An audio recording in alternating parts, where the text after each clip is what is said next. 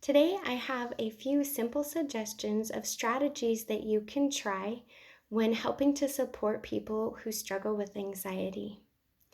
Starting with childhood, there are a few basic fears that accompany anxiety. One is the fear of the unknown. The next one is a fear of being trapped and closely related to it, not knowing when they're going to be done with an unpleasant situation.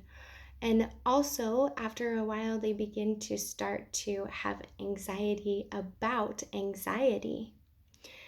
To help with that fear of the unknown, you can provide simple schedules, or you can help them just to know what to expect by talking through what they can expect once they get to a situation or while you're doing an activity.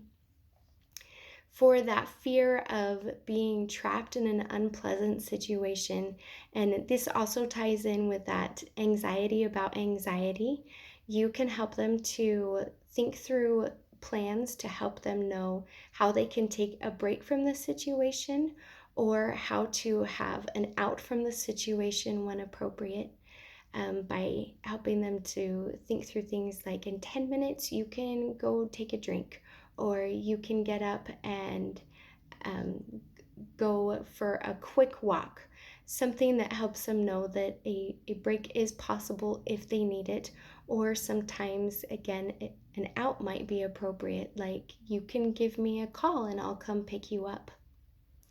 Other times that an out isn't possible or taking a break isn't possible, and there are some mindfulness and grounding techniques that you can teach them to help them to stay in the present and to not be continuing to be afraid of what is coming next or the unknown.